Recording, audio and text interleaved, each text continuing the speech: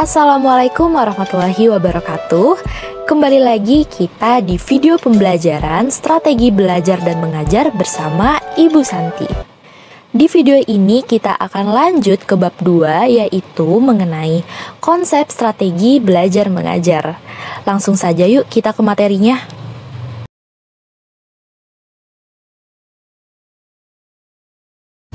Baik, saya izin menjelaskan. Yang pertama ada pengertian belajar. Belajar merupakan proses perubahan perilaku yang sifatnya relatif permanen sebagai akibat interaksi dengan lingkungan. Selanjutnya ada pengertian mengajar. Mengajar merupakan proses menyampaikan informasi atau pengetahuan. Nah, itu merupakan pengertian mengajar zaman dahulu. Tetapi pengertian mengajar pada sekarang yaitu membantu atau menciptakan lingkungan yang kondusif agar terjadinya proses pembelajaran. Selanjutnya ada pengertian pembelajaran, yaitu meliputi belajar dan mengajar. Strategi pembelajaran. Strategi pembelajaran terdiri dari perencanaan yang berisi rangkaian kegiatan yang didesain untuk mencapai tujuan pendidikan tertentu.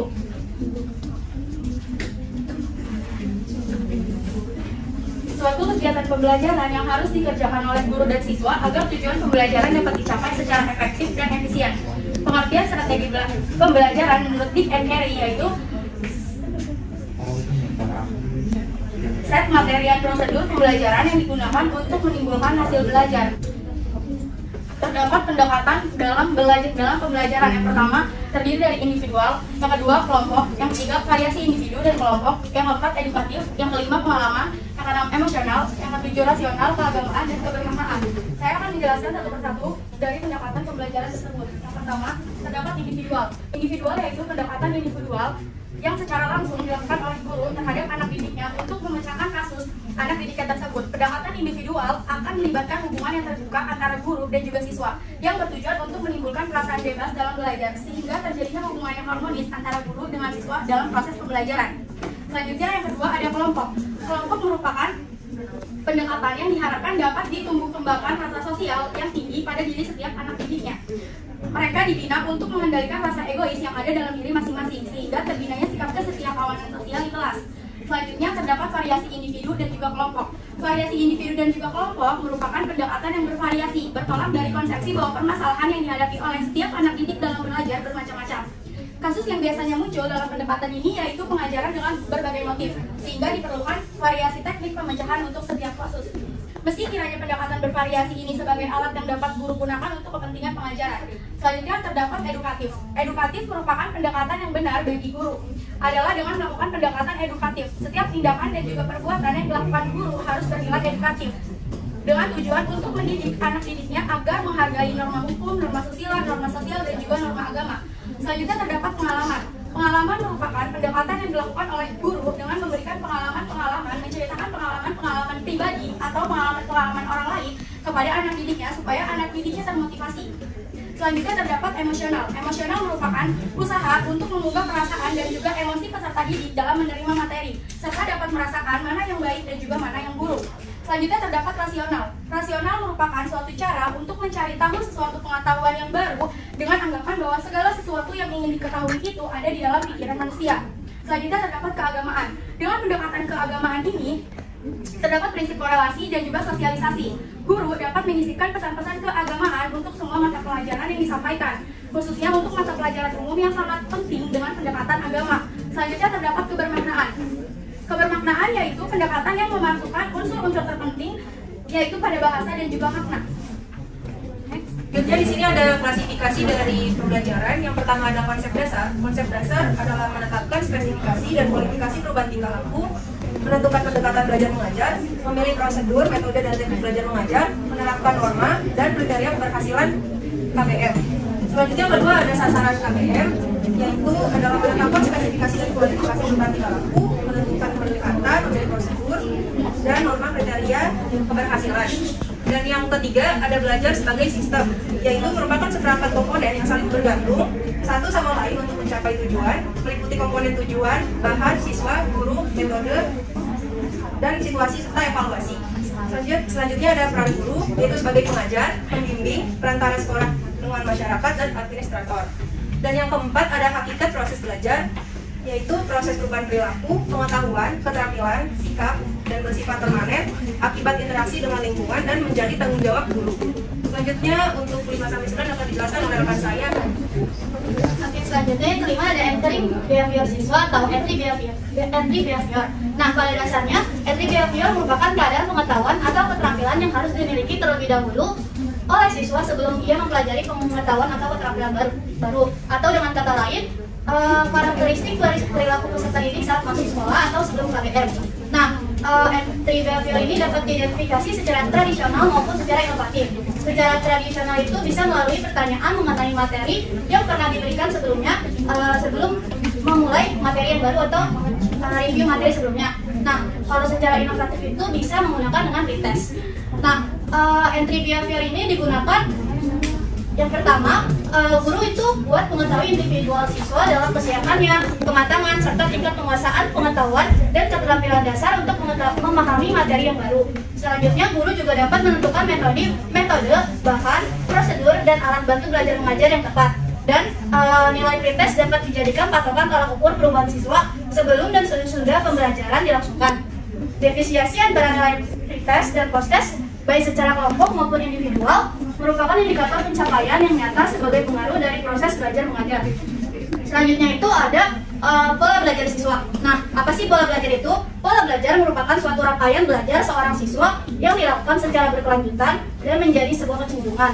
Dalam proses belajar juga memiliki sebuah gangguan-gangguan yang terdapat dalam faktor pendukung dan faktor penghambat yang akan selalu ada dalam proses belajar yang akan dijalani oleh peserta didik. Nah, di sini ada macam-macam pola belajar siswa. Yang pertama ada signal learning atau merupakan proses penguasaan pola-pola dasar perilaku bersifat tidak sengaja dan tidak disadari. Contohnya itu kalau kita melihat wajah orang itu kayak musam, kayak berarti dia lagi kesal kayak gitu.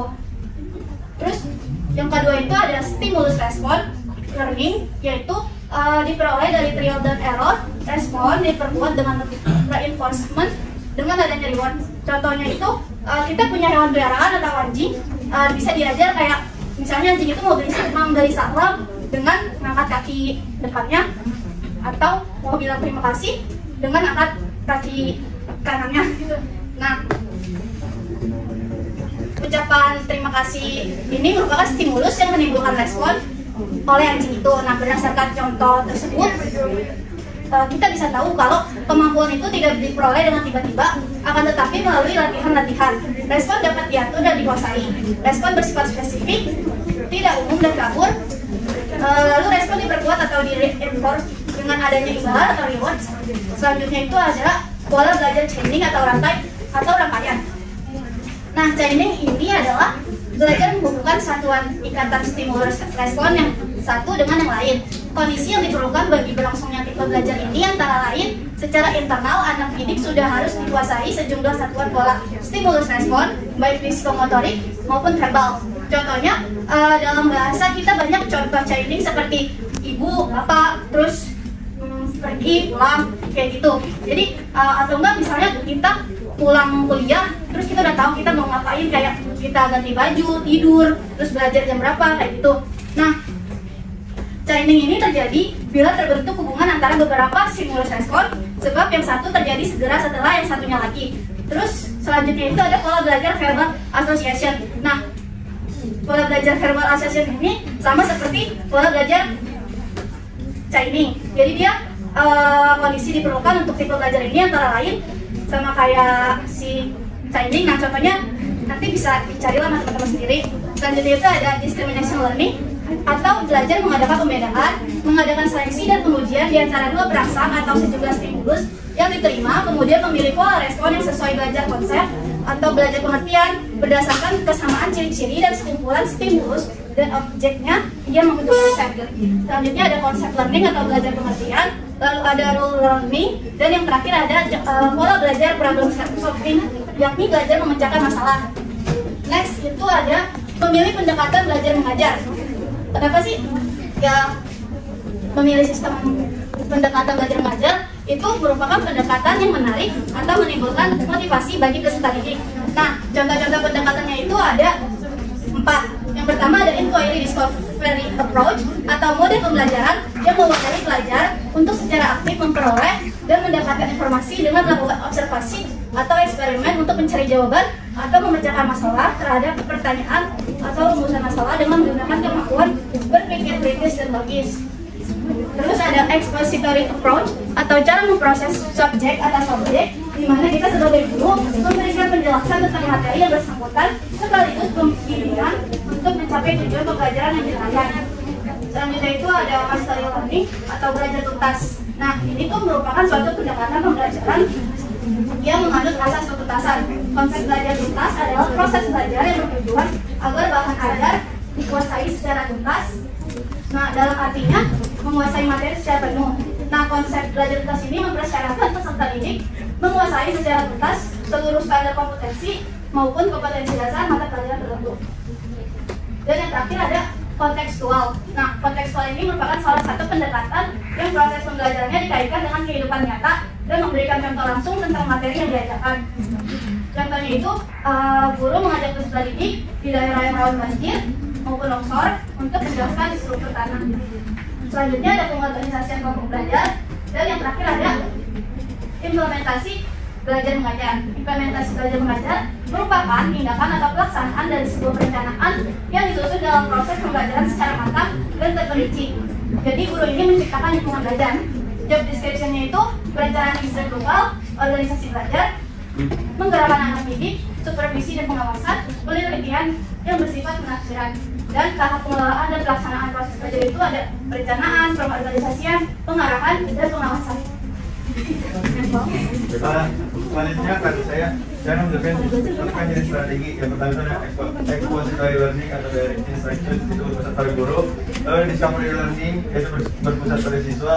Lalu ada group learning, berkelompok diskusi atau kerja kelompok. Lalu ada individual learning, yaitu belajar mandiri sesuai dengan karakter masing-masing siswa. Pertama ada expository learning, adalah modul pembelajaran yang menekankan kepada proses penyampaian materi secara verbal dari seorang guru kepada kelompok siswa dengan maksud agar siswa dapat menguasai materi secara optimal. Menurut Roy Kioen tahun 1998 menambahkan model expository ini dengan istilah model pembelajaran langsung atau direct instruction. Model pembelajaran langsung ini merupakan salah satu pendekatan yang dirancang untuk menunjang pengetahuan deklaratif dan struktural yang tersusun dengan baik dan dilaksanakan secara bertahap. Pembelajaran langsung berpusat pada guru dalam kegiatan belajarnya. Guru harus dapat meningkatkan motivasi siswa agar terjadi timbal balik yang baik antar guru dan siswa. Pembelajaran langsung dapat digunakan dengan beberapa metode seperti ceramah, demonstrasi, pelatihan, ataupun praktik, dan dapat digabungkan dengan metode lain. Ada beberapa langkah dalam penerapan model expository, yaitu pertama ada persiapan, penyajian, korelasi, menyimpulkan, dan mengaplikasikan. Lalu kedua ada discovery learning, yaitu berfokus pada siswa. Discovery learning ini adalah memahami konsep arti dan hubungan melalui proses intuitif untuk akhirnya sampai kepada suatu kesimpulan. Discovery learning terjadi bila individu terlibat terutama dalam penggunaan proses mentalnya untuk menemukan beberapa konsep dan prinsip. Adapun langkah kerja model pembelajaran discovery learning. Yang pertama ada pemberian rangsangan, yang kedua ada pernyataan atau identifikasi masalah, lalu ada pengumpulan data, pengolahan data, pembuktian, dan menarik kesimpulan atau generalisasi. Selanjutnya ada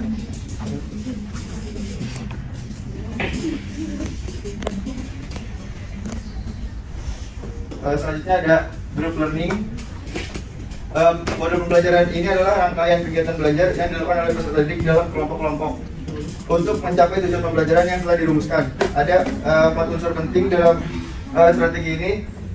Yang pertama ada peserta dalam kelompok, lalu ada aturan dalam kelompok, lalu ada upaya belajar setiap anggota kelompok, lalu ada tujuan yang harus dicapai. Model pembelajaran kelompok ini adalah strategi pembelajaran kelompok yang akhir-akhir ini menjadi perhatian dan dianjurkan para ahli pendidikan untuk digunakan. Slavin tahun 1995 mengemukakan 2 alasan. Pertama, beberapa hasil penelitian membuktikan bahwa pembelajaran kelompok ini dapat meningkatkan prestasi belajar peserta didik, sekaligus dapat meningkatkan kemampuan hubungan sosial, menumbuhkan sikap menerima kekurangan diri dan orang lain, serta dapat meningkatkan harga diri. Yang kedua, dapat merealisasikan kebutuhan peserta didik dalam belajar, berpikir, memecahkan masalah, dan mengintegrasikan pengetahuan dengan keterampilan. Selanjutnya ada individual learning.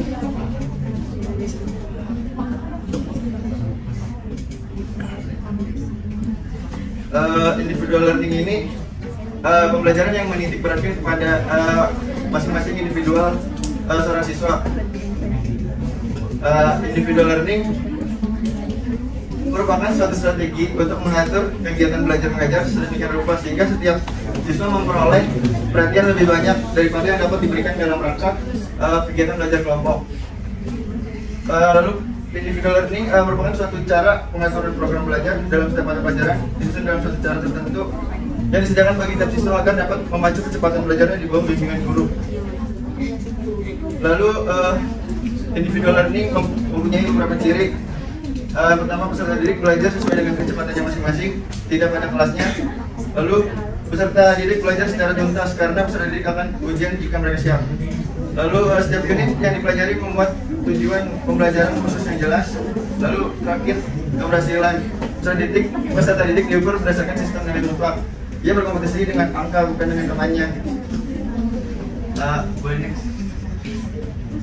Lalu ada prinsip penggunaan strategi. Pertama, ada berorientasi tujuan, mendorong aktivitas siswa dan mengembangkan setiap individu siswa.